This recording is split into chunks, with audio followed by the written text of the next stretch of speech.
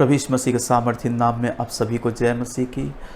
मेरे प्रियो परमेश्वर आप सबको बहुत आय से आशीष दे। प्रभु ने अपने जीवित वचन को एक बार फिर से आपके बीच में लाने का मौका दिया है कि मैं परमेश्वर के वचनों के द्वारा आप लोगों से बातचीत करूं। और आज मैं एक विशेष विषय को मैं सिखाना चाहता हूं जो बुलाहट के ऊपर है। और मैं अपने जीवन की गवाही के द्वारा मैं इस बुलाहट को समझाने की मैं कोशिश करूंगा। मेरे प्रियो परमेश्वर का वचन कहता है बुलाहट के विषय में, पौलुस परमेश्वर के दास पौलुस हैं जो इस समय जेल में हैं और जेल में से उन्होंने इस पत्री को लिखा है, इफिसियों की पत्री। और इफिसियों के पत्री 4 अध्याय उसके पहले वचन में ऐसा लिखा है, पौलुस ने कहा, सो मैं जो प्रभु में बंधुआ हूँ तुमसे विनती करता हूँ कि जिस बुलाहट से तुम बुलाए गए थे उसके योग्य चाल चलो। मेरे प्रियो परमेश्वर का दास पौलुस इस बात को सिखा रहे हैं, बुलाहट के विषय में सिखा रहे हैं कि जिस बुलाहट में परमेश्वर ने तुमको बुलाया था, है ना, जिस बुलाहट में तुमको परमेश्वर ने बुलाया है उसी बुलाहट में तुम चलो और वैसे चाल चलो जो परमेश्वर को भाए। जब परमेश्वर के बुलाहट में आप और मैं चलते हैं तो परमेश्वर के मन को हम लोग भाते हैं।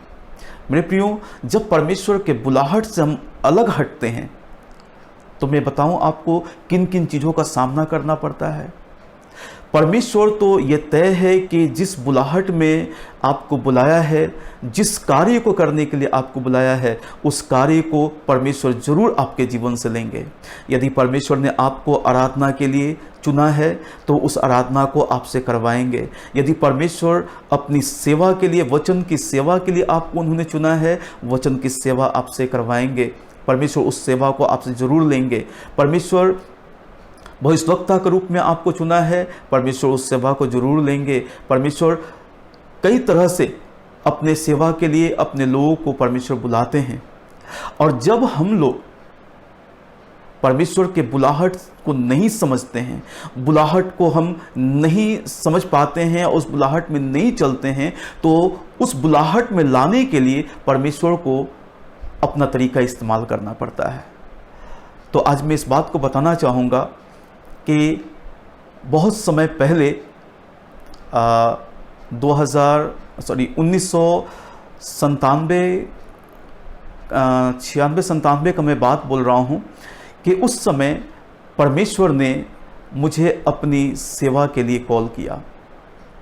मैं आपको बताना चाहता हूँ मेरे प्रियो कि मैं एक कॉन्फ्रेंस में गया था। लगभग वहाँ पे 250-300 लोग वहाँ पे थे और एक प्रभु के दास आए हुए थे। उस प्रभु के दास ने मेरे ऊपर उंगली करते हुए उन्होंने कहा कि बेटा, उस स्टेज से उन्होंने मेरे ऊपर उंगली ऐसे करके, है ना, और उन्होंने मेरे अगल बगल सब लोग बैठे थे, सब लोग बोल रहे थे क्या मैं हूँ, क्या मैं हूँ, क्या मैं हूँ।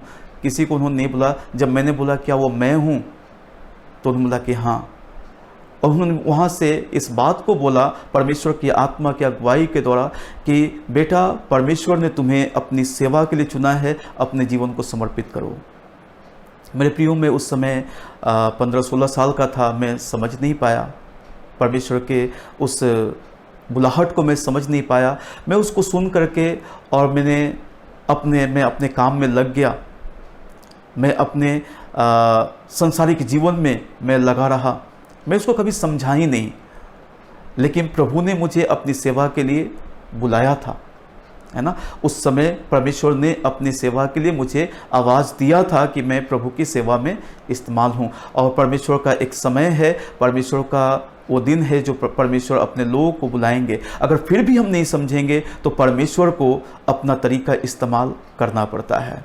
तो मेरे प्रियो मैं और भी मैं बड़ा होता चला गया, मैं समझ में बढ़ता चला गया। मैं संसारिक काम में मैं उलझता चला गया, संसारिक बातों में मैं उलझता चला गया। मैं आपको बताना चाहता हूँ, मेरे कई सारे फ्रेंड्स थे, अपने फ्रेंड्स लोगों के साथ में मैं ड्रिंक करना शुरू कर दिया और कई सारे ऐसे नशा को मैंने करना शुरू कर दिया। संसारिक बातों में मैं उलझा रहा और परमेश्वर की सेवा को मैं समझ ही नहीं पा रहा था, परमेश्वर की बुलाहट को मैं समझ ही नहीं पा रहा था। तो मुझे परमेश्वर मुझसे सेवा को लेने के लिए उनको मुझे तैयार करना था। मेरे प्रियो, मैं बताना चाहता हूँ कि परमेश्वर कभी भी हमारे ऊपर जब किसी विपत्ति को भेजते हैं हमारे नाश होने के लिए नहीं, परंतु हमें सिखाने के लिए। परमेश्वर किसी के नाश होने से प्रसन्न नहीं होते हैं। परमेश्वर का वचन कहता है और वो नहीं चाहते हैं कि कोई भी इन छोटों में से, हम छोटों में से कोई भी नाश हो जाए। मैं उस वचन को पढ़ दूंगा। मत्ती का पुस्तक 18 अध्याय, मत्ती का पुस्तक 18 अध्याय उसका 14 वचन लिखा है, ऐसा ही तुम्हारे पिता की जो स्वर्ग में है यह इच्छा नहीं कि इन छोटों में से एक भी नाश हो। हाँ मेरे प्रियो, परमेश्वर कभी भी वो विपत्ति को हमारे ऊपर नहीं भेजते हैं कि हम नाश हो जाएं। कभी भी इसलिए नहीं भेजते हैं कि हम नाश हो जाएं, परंतु परमेश्वर हमेशा किसी विपत्ति के द्वारा, किसी संकट के द्वारा, जब हम उनके बुलाहट को नहीं समझते हैं तो अपने पास लाने के लिए उनको अपना तरीका इस्तेमाल करना पड़ता है। हमें कई बार दुख की वादियों में लेके चलते हैं, कई बार समस्याओं में हमको लेके जाएंगे कि हम परमेश्वर के पास आएं। कई बार वो परमेश्वर घोर अंधकार से भरी हुई तराई में हमको लेके चलेंगे कि हम परमेश्वर के उस उपस्थिति को महसूस करें और प्रभु जिस बुलाहट में बुलाया है उस बुलाहट को हम समझें, हम प्रभु के पास आएं। और जब हम प्रार्थना करने लगते हैं परमेश्वर उस बुलाहट को हमें रिमाइंड भी कराते हैं, हमको याद भी कराते हैं। ये मेरा अपना खुद का अनुभव है। जब मैं बीमार पड़ा, कई सारे बीमारियों से मैं ग्रसित हो गया, दुष्ट आत्मा ने मुझे पकड़ लिया, मुझे मिर्गी का रोग हो गया, मुझे कई तरह की, मुझे डॉक्टर ने माउथ कैंसर भी बताया और कई तरह की समस्याएं मेरे शरीर में हो गई। मुझे पाइल्स का रोग हो गया, मेरे बॉडी में, पूरे बॉडी में बड़े बड़े फोड़े निकल गए और मैं पीठ के बल सो नहीं पाता था क्योंकि पीठ साइड में ही बड़े बड़े फोड़े निकल गए और मैं सीने के बल में ऐसे सोता था। काफ़ी समय तक मैं सीने के बल में सोता रहा। मेरे प्रियो, मैं बताना चाहता हूँ कि परमेश्वर ने उन दिनों में उस बुलाहट को मुझे रिमाइंड कराया। परमेश्वर ने मुझे अपनी सेवा के लिए चुना था और वो सेवा को मुझसे हर हालत में लेना चाहते थे। तो मुझे उस स्थिति में परमेश्वर को लेके जाना पड़ा कि मैं उस स्थिति में, जब तक मैं नहीं जाता उस स्थिति में, तब तक मैं बुलाहट को मैं समझ नहीं पाता, सेवा को समझ नहीं पाता। और मैं जब उस स्थिति में गया, मैं प्रार्थना करना शुरू किया। मैं 8-8 घंटा, 10-10 घंटा मैं प्रार्थना करना शुरू किया। मैं घुटने के बल में रहता था और परमेश्वर उस घुटने पे मुझे तैयार कर रहे थे। परमेश्वर अपनी सामर्थ्य को मुझे दे रहे थे, परमेश्वर मुझे सिखा रहे थे उस घुटने पे। और मैं जब सीखा, परमेश्वर ने फिर मुझे फील्ड में मुझे भेजा और मुझे परमेश्वर ने इस्तेमाल करना शुरू किया। बहुत सारे लोगों के लिए प्रभु ने वचन सुनाने के लिए मुझे इस्तेमाल किया। बहुत सारे लोगों को मैंने वचन सुनाया और आज भी मैं उस काम को मैं कर रहा हूं और जब तक मैं इस धरती पर रहूंगा मैं उस काम को करता रहूंगा।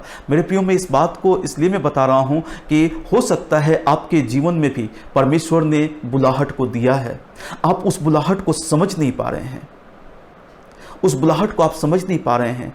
लेकिन आज मैं आपको कहना चाहूँगा, उस बुलाहट को आप समझने की कोशिश कीजिए। यदि आप इस समय दुख में हैं, तकलीफ में हैं, समस्याओं में हैं, आप दुख की वादियों में होकर चल रहे हैं, तो आप इस समय महसूस कीजिए कि परमेश्वर ने आपको एक बुलाहट दिया है।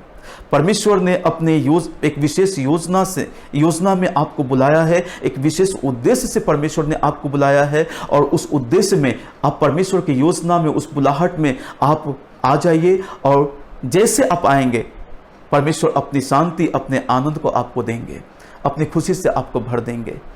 मेरे प्रियो, मैं आपको बताना चाहता हूँ, योना का पुस्तक जब पहला अध्याय आप पढ़ेंगे, योना को परमेश्वर ने निनवे के लिए भेजा कि वहाँ पे जा करके निनवे के लोगों को, जो निनवे का लोगों का पाप बढ़ गया था, वहाँ के लोगों को योना परमेश्वर के वचन को प्रचार करे और वे लोग अपने पापों से मन को फिराएं। लेकिन जब परमेश्वर ने योना को भेजा, योना पता है कहाँ चला गया? तरसीस को भाग के चला गया। जब वो तरसीस को भाग के गया तो जिस नाव में था, जिस जहाज में वो था, उसमें अचानक से एक बहुत तेज आंधी चलने लगा और सारे लोग घबरा गए, सारे लोग बेचैन हो गए।